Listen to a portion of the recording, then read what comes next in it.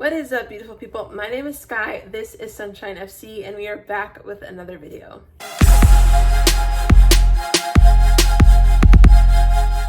What is up, you guys? I hope you're doing well. We are here with the match preview for Manchester United versus Brighton, and I am really looking forward to talking about this match. I think this is a great challenge for us as we start our season, and a great way for maybe Erik ten Hag to show that he is not the manager and this is not the team that he had last year. You know, his biggest talking point last year was he didn't have the players he wanted, it was injuries, all of these things. And I think having a lot of Ajax players, being able to have a limited amount of players on injury, we should be able to see a result. I'm expecting 3 points. I don't think it will be easy, but there's no reason why we should leave this match without 3 points in hand. If you're new here, the way my match previews are broken down is in 3 parts. The first part is I'm talking about my keys to victory. So I'll have 4 keys that I think we need to do for this match in order for us to win. The second thing I'll do is give you my predicted starting lineup, and then I'll give you my score prediction. Before we get into all that though, I'm just gonna talk about Brighton a little bit. As we've played one match week, I did just want to address some things that I saw from the previous match that could be, you know, some things we need to focus on as we play them on Saturday. And I did not watch the Brighton-Everton match, but I think everyone was very impressed with them as they did end up with a 3-0 win. And I watched the highlights. I did watch some YouTube channels from Brighton fans about the match, and they all seemed really excited. I think one of the key things that I heard from them is that, you know, the match started off a little bit slow for Brighton when it came to them playing Everton. I think the physicality, it sounded like that Everton brought to them shocked them a little bit. They weren't really prepared for that, but once they matched that physicality and were able to kind of relax and get the nerves out, Brighton took over this match. And especially the front line with Bitoma, Mente, Pedro, Welbeck, and then Adingra, I think that's how you say his name, who subbed in there at halftime. Their front line really, really looked solid. And for us, that is something we're definitely gonna have to keep in check if we want to win this match. And you know, to hear that from their fans, considering this is their first match with their new manager, it seems like things are starting off positively. And you know, Brighton tends to start their seasons well. And for Brighton, it's more about the consistency. Can they keep this consistency throughout the whole year? Most of the time they do end up falling off, but the spirits are high, the energy's high, the morale is high going into playing us. And of course, they're at home, it's their season opener, so we have to make sure that we come out ready to play, because if we don't, it could be another long match. You know, if we look at our last head-to-head matches for the Premier League, we did end up beating Brighton away, I believe in May, 2-0, but what gives me a little bit of hesitancy going into this match is when we played them last year in September, we lost at Old Trafford 3-1, and that game was something else. It was very embarrassing. And my biggest concern with that match is, like, again, it was the beginning of the season.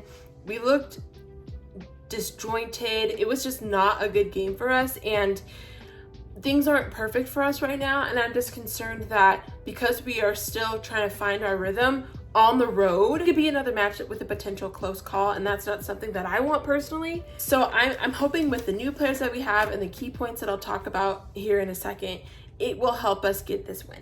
Okay, so starting off with my keys to victory, I have my 4 points here, so we're just gonna go ahead and get into those. The first key to victory I have is to score goals. I think what is most exciting for us as Manchester United fans is that we are finding opportunities to score. We're being creative, we're seeing chances in the box, and that's exciting. The only issue is we can't score. I mean, each match, from the Community Shield match to our opener, we had very, very wide open looks from Rashford and Garnacho that were completely missed, and it sucks. It sucks when that happens. So I'm just hoping that our front line can find ways to finish in that final third, and maybe even our midfielders, but we have to find a way to put that ball in the net. So if we can score goals, we're gonna be fine. The second key that I have is to control Brighton's front line. As I mentioned before, Brighton's front line looked very solid, very fast, very cohesive. They just looked like a well-oiled machine in match week 1, which is crazy. And so we have to find a way to control them. I will say though, Everton's defensive unit is not ours, okay? So our back line should have no problem keeping these wingers under control. I think we should be fine. Even if our left backs or right backs do end up getting beat off of pace because they could be a little bit quicker than what we have, I think we should be okay. Harry Maguire really stepped up in the first match week. We have Lisandro Martinez back there. I think we will be okay. Not only that, but we definitely are not conceding as many shots with this backline, which is huge for us, huge for Onana. So I think we can do this with the personnel that we have now, especially with the new signings that we have in that backline. Number 3 is be the aggressor. As I mentioned earlier when I was talking about the Brighton-Everton game, Brighton struggled at the beginning because Everton came out physical. As Manchester United, one of my biggest frustrations with the team last year is it felt like we were always reacting to who we were playing, not the other way around. In my humble opinion, even though we're not as good, we are Manchester United. So if you're going to play in Everton, you need to act like you're Manchester United. You need to bring that physicality, bring that kind of bully attitude.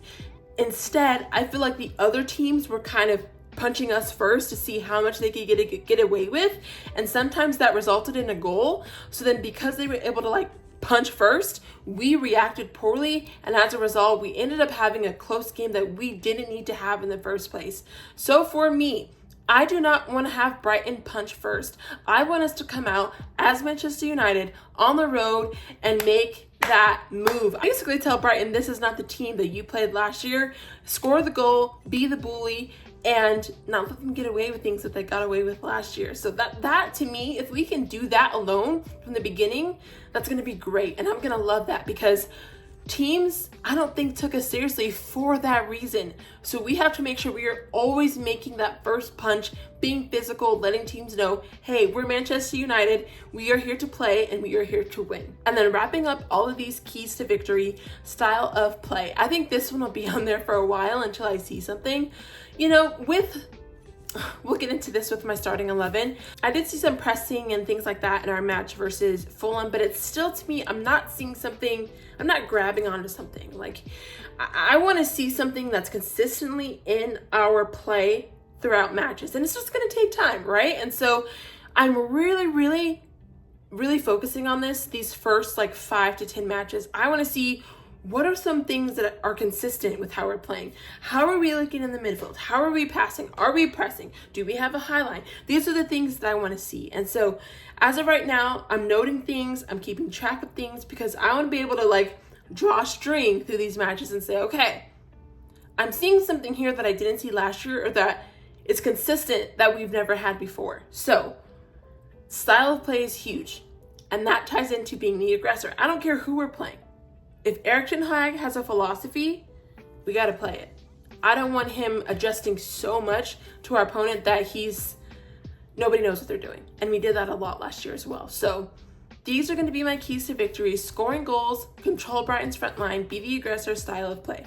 I think if we can do all 4 of those things, we will have 3 points. So going into the starting 11, I'm pretty proud of myself because I did predict it spot on with what Erik ten Hag did. So I'm going to try to do that again.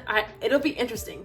I did make some changes from last week, and I think you can already tell. The main changes that I have is I have Xerxes starting up front, and I moved Bruno into the midfield. Whereas last week, Bruno was a false nine with Mount. But I really do not like Bruno and Mount playing together. And honestly, Brighton is a better team than Fulham.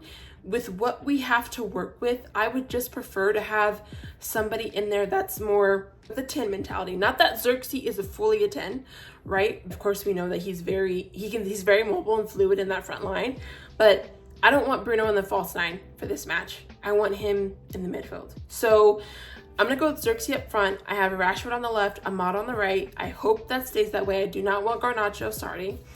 In the midfield, I have Manu, Bruno, Casemiro. Fine there. Backline did not change at all. I have Dalot on the left, Martinez, Maguire as the center back partnership with Mazraoui on the right. I think Mazraoui did amazing on the right, and I think he should keep it this way. I know Dalot's out of position, I get that, but he didn't do terribly. I think Dalot handled that very well, and I think letting Mazraoui play in the position he's more comfortable with as he just signed is what should happen. So backline stays the same. Maguire played phenomenal. And I think then you bring on the substitutions, you know, depending on how the game flows, hopefully in the second half if there's no injuries. And then, of course, you have Onana in goal. Yeah, so this is going to be the front line that I want to see. What do you guys think? Let me know. But I would be very happy with this. Honestly, if Bruno's a false nine again and we have Mount, I'm going to hate it. It's not going to be my favorite just because I don't think Bruno and Mount mesh well together. So I'm really hoping that this is the lineup that Erik ten Hag chooses to go with on Saturday. All right, so keys to victory are done. Starting lineup is done. Now we're heading into my prediction. And I'm going with a very conservative 2-1 win for Manchester United. That was my prediction last week as well, but we ended up winning 1-0. But again, it's because we need to find ways to score. So I'm hoping Brighton, you know, doesn't have a field day. And for some reason, I don't know, João Pedro, he loves to play United and he scares me. More than anybody, like every time he comes on or he came on, like he was a threat or he scored, especially last year. And so I'm just like, I don't want that, okay? Brighton, you're only getting 1 goal, if that, with this back line, okay? And we just have to find a way to score. It is going to be very rare for me, guys, in these first couple of matches for me to think that we can score more than 2 goals. I'm just going to be really honest with you. So just expect very conservative score predictions on the channel. But I'm going to go 2-1 for us on the road. It won't be easy. It might look a little ugly, but I'm hoping we see growth. That's all I want. I just want to see growth. I want to see improvement. I want to see players playing well. I want to see a plan. I want to see the action of the plan.